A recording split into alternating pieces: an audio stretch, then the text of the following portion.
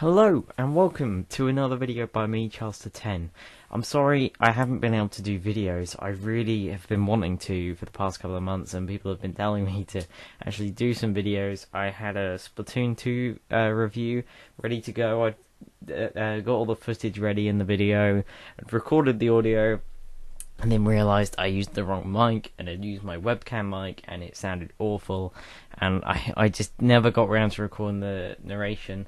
I've now got a job in the evenings at a restaurant, and so whenever I have free time during the day, where I'm usually quite tired, I've been catching up on shows or watching games or whatever it is, and then in the evenings I've been working and getting up later because I've been getting back late, so I just haven't had much time. But I really wanted to get out a Lost Legacy review. By the time this video's gone up, it's going to be either the 29th or the 30th, so it should be about a week after the game came out. So if you're watching this, I'm going to be doing spoilers in this review. I don't usually, but I'll make sure that's in the title, because most people that will watch this will have played the game already, so they won't mind that. What I'll do is I'll tell you when I'm about to talk spoilers, because it's kind of hard not to with this game. It's kind of hard not to with most games, but this one especially, there's lots of twists and things.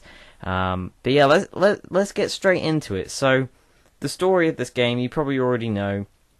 It revolves around Chloe. It's instead of Nathan Drake. They finished that story, and this is set a little while after Uncharted 4. I'm not sure. I don't think they say how long, but it's not after the epilogue, which I thought it might have been, because they kind of teased India in the epilogue, and I thought maybe that would tie in, but it doesn't. And this is set just after Uncharted 4, before the epilogue, and you play as Chloe, who has hired Nadine to help her find the Tusk of Ganesh, which is this treasure that was lost hundreds of years ago, which was meant to be the tusk of one of the gods, Ganesh, which is this elephant-type god.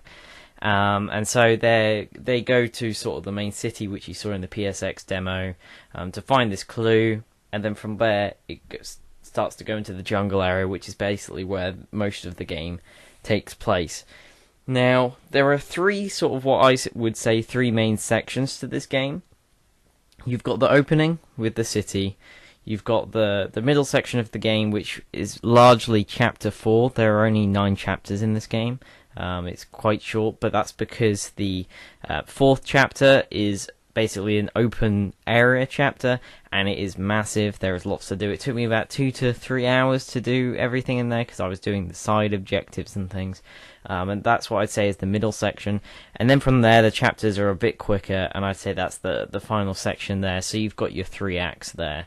I think the strongest part in the entire game is the second half. I feel the first half, the first section, the first act, is a bit rushed, and I think the problem is, as they said when they announced this game, and they said at the panel, when they were trying to come up with the DLC for Uncharted 4, what they were doing was they were creating a full-length game, and they couldn't put that formula into a shorter DLC, which is why they made this into a shorter game. But the problem is, they've still got a 12, 15 hour long game in a 6 to 8 hour game. And so at the beginning you've got lots of sections where, say, they're escaping somewhere, the city, and they just cut to black and they skip ahead. Whereas you'd think, well, that section you would normally play in an Uncharted game, and that's what I was thinking. I was thinking, well, they've just skipped out all that, and it's because, and I can understand they've only had a year to develop this game, and don't get me wrong, with it for a year's development time, this game is phenomenal, and it's better than anything you will probably play that has been made in that time. And I think they've done an amazing job, but it is a shame to see that they've kind of wasted some opportunities with things they could have done, because this game is shorter than what I would have liked. I think it would have worked much better if they gave it like an extra half year or a year to fill in those gaps, because for me personally, I felt that first section was a bit rushed.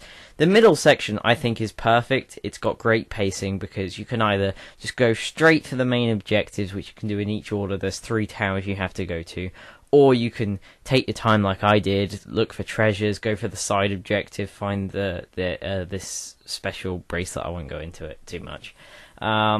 and I really enjoyed that section. I think it's done so well, and it shows what they could do in the future if they wanted to make more open areas in an Uncharted game.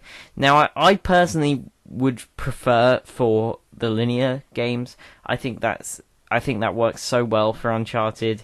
But if they were to take something like that and put it into, say, The Last of Us Part 2, I think that would be phenomenal. I think Last of Us is the perfect kind of game to have those open sections, purely because you've got those sprawling cities, lots of areas you could explore. You could have a mechanic where you've got a car just like you're doing this, but it can run out of gas, that sort of thing. I think that would be perfect for this. I don't think Uncharted is the perfect fit, but I think it does it quite well. But when I was playing it, I was forgetting I was playing Uncharted, because it does feel so different when you're not doing those main objectives, because they're not always climbing about or solving puzzles. Some of them are just blowing stuff up or killing some guys, and it just didn't completely feel like Uncharted to me. But I still really enjoyed that section, and I think it was a great addition. It shows how Naughty Dog are trying to best their previous games, and I think gameplay wise this is definitely the best out of all the Uncharted games. It has the best array of weapons, the best climbing, the best use of different things in the climbing. You've got the grapple hook from 4. You've also got the climbing knife type thing. I don't know what it's called. You also have that, and they use that a bit more in the game than they did in Uncharted 4, because that was a problem I had with 4. They kind of introduced it and used it for a bit and then never used it again. And I think this is definitely the best gameplay wise, and they always improve the gameplay throughout Uncharted. You can see that throughout the games. If you go back to 1, it's much simpler than, say, Uncharted 3 or 4. And I think they've done a brilliant job with the gameplay. I think the shooting is just as good as it was in 4. It's basically 4 but improved.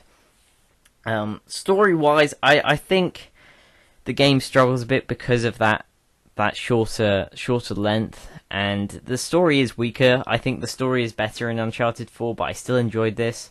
The villain Asav, I think, is a very interesting villain. I really liked his character. I wish they used him a bit more, but that's the problem when you have a game like this. It is harder to have those sections with the villain. I think that was the problem they had with Nadine in Uncharted 4. I never really cared for Nadine's character. I quite liked Rafe, but they just didn't show enough of Nadine for me to like her or hate her, I guess. But in this, I think they did a really good job with Nadine. By the end of the game, she's a completely different character to what she was at the end of Uncharted 4, at the beginning of this, due to events that happen. I think they do a brilliant job in this game of Nadine. And I actually grew to like the character by the end. I didn't think I would like her at all. I wasn't bothered about her. But by the time I got to the end of the game, I really liked Nadine, and I wouldn't mind seeing more of her, to be honest. I really did enjoy her. Now, Chloe, of course, I love Chloe. She's such a good character. She's a classic character from 2 and sort of used in 3, but she's always been one of my favourite characters in the series, and it was great to be able to sort of explore her past and see her storyline unfold, and the banter that happens between them. But I think the character's just as good as any other game.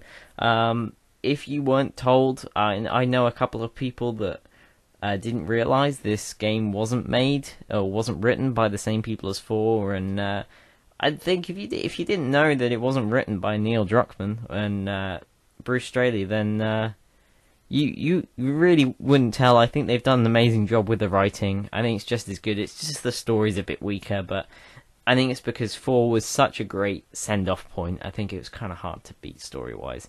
But yeah, I really enjoyed that. What else? What else to talk about? The music, I think, is great. I think it's got one of my favourite soundtracks. I think I prefer it over 4. The only problem I have is because it's Henry Jackman again. I guess he just didn't have enough time to record to do a full soundtrack, because there's a couple of moments where they reused tracks from 4, which I found odd, because it's kind of not made for the setting. If you compare the soundtrack that was made for Lost Legacy and the tracks from 4 that they use, they are very different. It's got sort of more Indian instruments, like the sitar and that sort of thing, used in the Lost Legacy soundtrack, whereas the tracks from 4 obviously don't use any of that. So it just sounds a bit off, but I really like the soundtrack. I think they did a great job. Obviously, Sam was just as good as it always is. But I think that's mainly it. I'm going to go into spoilers now. There'll be a big spoiler warning coming up on the screen to wake you up. So spoilers now. So if you don't like spoilers, go away. Why are you watching this if you haven't played the game? But you probably have, so it'll be alright. Yeah, so that twist halfway through, where they introduce the third character, which is Sam, I wasn't too sure. I don't mind Sam. I didn't have a problem with him in 4. My main problem was they acted as if he'd been in the series forever when he clearly hadn't. And I wasn't when I saw him in the game, I was half laughing because I didn't expect it. I expected Sully maybe, or Cutter. I really wanted Cutter in the game. I've always been a massive fan of Cutter. Maybe it's because we're both called Charlie, I don't know. I just really like his character, and I've always wanted to see more of him, because he just didn't get enough time in 3, because he had to film for Hobbit, but no. They had Sam, and I can understand why they did that, because there'll be a lot of people that will have played 4, that didn't play the originals, or just haven't got around to it yet, and so they wouldn't know who he was if he appeared in this, whereas they'll know Sam, so I can see why they put Sam in the game. And I think he's alright. He's kind of the comedian in the group. He brings the jokes to it, and I think it kind of works. It does feel a bit off at first, but the main problem I had is at the end of Uncharted 4 they set it up so that Sam and Sully are working together, which means I don't understand why Sully doesn't appear in this game. It would make sense if at the end he picks them up, or he was there with Sam, or they never mention him. I just thought that was really odd, because the whole idea of the end of Uncharted 4 was to say, oh look, they're parting ways, Sam is going to now work with Sully, and they're going to go off on adventures and doing all normal stuff. And he just doesn't appear, and I thought that was odd. I thought if they would have Sam, they would have Sully, just like I thought a Sam and Sully DLC was entirely possible, and I still think it is. I think they might do it eventually. I think it's entirely possible that next year or the year after we get another one of these types of games, because I don't think they're done with Uncharted Lost Legacy at all. I mean, they set it up at the end for Chloe and Nadine. I definitely think they want to continue doing these shorter games. If they can perfect having a shorter storyline, because this one's a bit off, I think I'm more than happy to have this kind of game every year or two. Maybe 2 years would be perfect for them, just a smaller team working on it, because obviously I want Last of Us Part 2, don't delay that to make more of these. But if you have the spare time, the spare team, do this. I think it's great. For the money, you're getting a really good game here. And even though there are parts that are just a bit of a letdown, and you know, you've got your animal scene that they seem to have in everything now. You know, you had the giraffes in Last of Us. What do you have in Uncharted 4? I can't even think what there was in Uncharted 4. What was there? I don't even know anymore. I'm going mad. But you've got the elephant in this one, and you know, they seem to always have to have that animal scene now. That seems to be a popular thing to do now. So expect that in more other games. But yeah, I really enjoyed the game. I think overall, I'd give it 8.5. I don't think it's definitely not perfect, and I don't think it's a 9 because it does have problems. It has pacing issues, in my opinion, and. But I think the game is still worth your money for the price, for $30, or is it $40? It's meant to be £30 in the UK.